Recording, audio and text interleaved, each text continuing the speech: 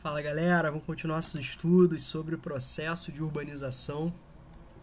Vimos, né, o conceito de urbanização, identificamos toda a modernização do campo, a atratividade da cidade e esse crescimento, né, mais acelerado nas áreas consideradas urbanas em detrimento das áreas consideradas rurais, caracterizando assim um processo de crescimento, né, da urbanização. Ao mesmo tempo, o que nós vimos? Que há um processo de expansão, de crescimento das áreas urbanas. Todo esse processo não é um processo homogêneo, não é um processo isento de contradições, pelo contrário. Ao mesmo tempo, ele não é um processo igualitário em termos de tempo e de espaço no cenário planetário, tá bom? Dentro desse aspecto, é importante resgatar o que nós falamos, né, sobre os processos diferenciados. É impossível você estudar caso a caso, é impossível você estudar o processo de urbanização de cada país em separado. Então, no primeiro momento, né, eu acho importante a gente diferenciar em dois grandes grupos. Os países desenvolvidos, que apresentaram um processo, né, precoce, lento e gradual, e já os países subdesenvolvidos, que o Brasil se insere dentro de um processo acelerado e caótico. De fato, né, o Brasil até os anos 30, até o momento do advento do seu desenvolvimento industrial, até o momento onde o Brasil transita de uma lógica agroexportadora para o modelo urbano industrial. Obviamente, Getúlio Vargas, o iniciador desse processo, ele olhava para o mundo e percebia que os países industrializados eram justamente os países mais ricos, mais poderosos, mais influentes, os países centrais. E, consequentemente, Vargas vai querer modernizar o Brasil. E modernizar o Brasil para Vargas era a mesma coisa que industrializá-lo. Então, nós temos, né, esse avanço ali a partir dos anos 30, anos 40. Cara, no final dos anos 60, né, a maioria da população brasileira já residia em áreas consideradas urbanas. Esse êxodo rural, então, foi muito intenso, um processo rápido, acelerado e, ao mesmo tempo, com baixo planejamento, ou seja, foi um processo caótico. E quando a gente fala que é um processo caótico de baixo planejamento, você pensa logo nos problemas urbanos. Isso não quer dizer que nos países, né, que apresentaram um processo lento e gradual não aconteça, não haja problemas urbanos. Pelo contrário, né? Acontecem bastante, né? Mas eu queria discutir para vocês dois casos. Primeiro, que urbanização não é sinônimo de problema, certo? Mas sim como se deu esse processo de urbanização. E segundo, os problemas são muito mais típicos, né, nos países e nas grandes cidades no mundo subdesenvolvido. Tá bom? Então, nosso centro de discussão agora vai ser justamente os principais problemas urbanos, as principais mazelas urbanas, que é muito mais entendível, porque está no nosso dia a dia, né? São características muito mais próximas à nossa realidade, tá bom? Então vamos lá, vamos seguir firmes aqui. Eu gosto de dividir, né, os problemas urbanos em dois grandes grupos, né? Os problemas socioeconômicos e os problemas socioambientais, certo? Então, por isso que eu estou dividindo aqui, a gente vai estudar primeiro esse grupo, né, dos principais problemas socioeconômicos, onde vai falar, né, sobre alguns exemplos desses problemas, discutir um pouquinho, né, inclusive possibilidades de minimização, e depois a gente vai partir para o segundo grupo, que a gente vai falar sobre os principais problemas socioambientais, tá bom? Então, vamos começar aqui sobre a questão da moradia, né? Então, ó, vamos começar falando sobre a questão da moradia. Galera, o que acontece? Vamos pegar um gancho do que a gente tem falado já nos últimos vídeos, nas últimas aulas, desde quando a gente começou a estudar processo de urbanização. Então, o que acontece? Ó, o aumento da concentração populacional em determinadas áreas é fruto de um êxodo rural. Então, há um processo de migração campo-cidade, que essa população que vai migrar do campo para a cidade, ela não vai ser distribuída, não vai se distribuir de forma homogênea e igualitária. Pelo contrário, ela vai se concentrar em determinadas áreas, tá? Aqui no Brasil, por exemplo, a gente pode falar que há um processo de concentração em um pequeno número de cidades, com destaque para as cidades, né, de São Paulo e do Rio, caracterizando hoje o que nós chamamos de, né, macrocefalia urbana, quando é uma característica do próprio subdesenvolvimento, né? Ou seja, uma característica apresentada por muitos países subdesenvolvidos, que é fruto de um processo de baixo planejamento urbano, um processo acelerado caótico, quando você não teve uma distribuição entre, né, cidade de pequeno, médio e grande porte dessa população que migra. né? Pelo contrário, você tem uma concentração em um pequeno número de cidades, caracterizando aí a chamada macrocefalia urbana, que infelizmente é acompanhada por vários problemas urbanos. Então você tem uma concentração dessa população. Ao mesmo tempo, progressivamente, vai acontecer uma disputa pelo solo urbano. O solo urbano vai se valorizar muito. Lembrem-se que dentro de um teor capitalista, tudo pode ser mercantilizado e logicamente, o solo também. Então vai ter uma disputa pelos melhores terrenos, pelos locais, né, de maior especulação, de maior interesse, e ao mesmo tempo começa um processo de separação, que a gente vai chamar mais na frente de segregação socioespacial. Então você percebe, né, que as áreas urbanas vão se tornar cada vez mais valorizadas, o valor, né, imobiliário cada vez mais valorizado, então você começa a disputar. No primeiro momento, você vai perceber que pobres e ricos convivem num espaço próximo. O que vai diferenciar? As casas, né? Os sobrados, né? De um lado, né? Os sobrados, inclusive, daquelas aqui no Brasil, da São Paulo, Rio, daquelas famílias ligadas ao café, principalmente, né? E por outro lado, os cortiços. Né? De outro lado, os cortiços, na mesma área. Como que vai se diferenciar? Pela forma de trabalho, pelas ocupações ou pelo ócio, né, da população, né, mais abastada em termos econômicos, e pelo trabalhos, né, no comércio, trabalhos de, né, lavando roupa, praticando serviços, né, variados aí, legal? Certo? E ao mesmo tempo, as roupas, os locais, né, que se frequentava, os tipos de divertimento, né? Tudo isso vai diferenciando a população. Só que progressivamente você vai perceber essa separação, essa segregação socioespacial. Locais típicos de população de alto poder aquisitivo e locais de população marginalizada muitas vezes. Tá legal? Então, com esse aumento da disputa pelo solo urbano, você tem a lógica do mercado funcionando, né? Mais procura, elevação do preço. Então, aumenta a especulação imobiliária. Você consegue perceber isso claramente no nosso dia a dia. Então, pega lá, por exemplo, né, um apartamento numa área central, com uma metragem reduzida, é muito mais caro em valor mercadológico do que uma casa de grandes proporções, com terreno bem significativo numa área periférica, né? Entendendo que periferia é uma área afastada da região central. Perceberam isso? Certo?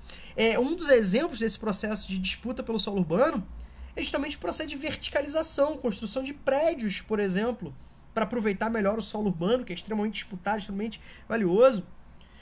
Quanto que é um metro quadrado, por exemplo, né, no Leblon, Copacabana, por exemplo?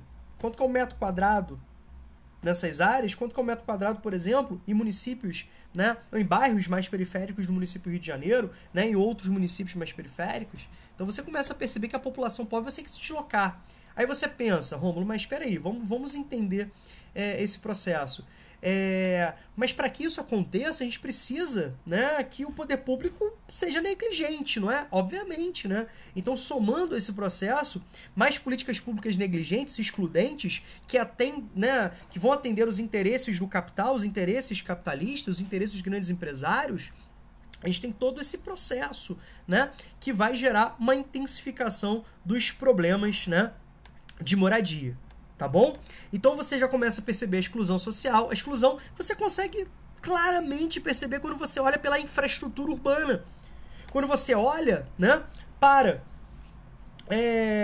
determinados tipos de infraestrutura em termos de serviços públicos. Áreas onde você tem, né, uma presença do poder público clara e outros que você percebe que não está ali. Há um esvaziamento, né, desse processo. Você não consegue perceber escola, hospitais, né, postos de saúde, segurança, né, saneamento, coleta de lixo, rede de esgoto em todas as áreas, oferta de infraestrutura adequada de energia, de comunicação, acessibilidade. Você começa a perceber esse processo de exclusão social. Certo? E essa exclusão social não se restringe apenas ao aspecto de consumo, mas também ao aspecto físico. Tá certo? Do território. Você consegue perceber isso, tá? O processo de separação, de segregação socioespacial. Às vezes esse processo de segregação geograficamente é muito próximo, mas em termos socioeconômicos é muito distante. Você vê, por exemplo, uma rua que separa um muro que separa o local de alta valorização e o local de precarização, o local de exclusão. Às vezes é uma quadra. Pega, por exemplo, nas áreas da zona sul do Rio. Você consegue perceber que quadras separam áreas de alto padrão, né? E áreas de exclusão social, onde os serviços públicos são aquém do ideal, do necessário. Com isso, a população pobre precisa localizar em áreas próximas às áreas de oferta de emprego e, ao mesmo tempo, eles não têm condições de pagar um aluguel em uma área adequada e eles começam a ocupar áreas próximas a serviços de baixa qualificação, né? Como vendedores, inclusive ambulantes, diaristas, né? Porteiros, né? Pessoal que vai trabalhar no comércio, na prestação de serviço geral, né? Numa prestação de serviço de menor exigência de qualificação. Então eles vão ocupar o quê? Aquelas áreas de menor especulação, aquelas áreas menos valorizadas, aquelas áreas onde os olhares, né, mercadológicos não chegaram com impacto tão forte, como por exemplo áreas próximas às áreas de transbordamento dos rios. Lembre-se que os rios urbanos eles são desviados. Os seus cursos, os seus meandros, as suas curvaturas são destruídas e o rio é colocado de forma retilínea. A gente vai trabalhar isso em problemas socioambientais. A gente vai trabalhar isso mais um pouco à frente. A gente vai relacionar vários problemas, inclusive com enchentes, inundações, né? Bacana? Então, os rios têm naturalmente áreas de transbordamento. Você pode perceber a quantidade de casas que são construídas às margens, né, desses rios, ou rodovias marginais, que no entorno dessas rodovias nós temos a construção de áreas de risco, certo? Olha os transtornos. Vivemos num país de predomínio tropical. Nas épocas de chuva, nos períodos de meses quentes, onde as chuvas são mais intensas, a gente pode perceber o caos, o medo, o perigo que essa população passa. A mesma coisa a população que vai se localizar nos pés de morro, porque você não tem uma política social efetiva, você não tem uma fiscalização efetiva, você não tem uma política habitacional efetiva, certo? Com riscos de deslizamentos. A infraestrutura utilizada é muito precária, não é adequada, certo? Olha os prejuízos todos os anos de perdas materiais e humanas que várias áreas passam. Você soma aspectos naturais, como por exemplo clima tropical, como por exemplo relevo acidentado, mais aspectos sociais, como ocupação de áreas de risco, negligência nas políticas públicas, um processo de autoespeculação imobiliária. Consequentemente, a tragédia está anunciada, como vocês podem entender, tá certo? Significa, né, o avanço de áreas, né, consideradas áreas de favela. Esse termo é um termo histórico, né? É um termo histórico. Em cada região é utilizado nomenclaturas diferentes, como palafitas, né? Certo? Mas o termo favelização existe, é utilizado, certo? A ONU, por exemplo, prefere utilizar assentamentos precários. A ONU prefere utilizar essa expressão, assentamentos precários. Tá? Atualmente, nos documentos do IBGE, ele está utilizando a expressão aglomerados subnormais, ou seja, abaixo do padrão adequado. O que o IBGE chama de favela são aglomerados com mais de 50 casas, 51 ou mais casas que apresentam uma precária infraestrutura, ou seja, condições subnormais em termos de saneamento, em termos, né, de infraestrutura da engenharia civil, materiais utilizados, áreas de risco. A gente pode perceber que muitas dessas casas, né, não tem regulamentação. Tá certo? Bacana? Então a gente começa a perceber isso. Um processo de periferização marginal. Gente, periferia não é sinônimo de algo ruim. Mas em vários aspectos, e analisando o Brasil, analisando o Rio de Janeiro, você começa a perceber que é utilizado como sinônimo. E na verdade não é. Tá? O que é periferia? Periferia é uma área afastada da região central. Você está se afastando da região central, você está se periferizando.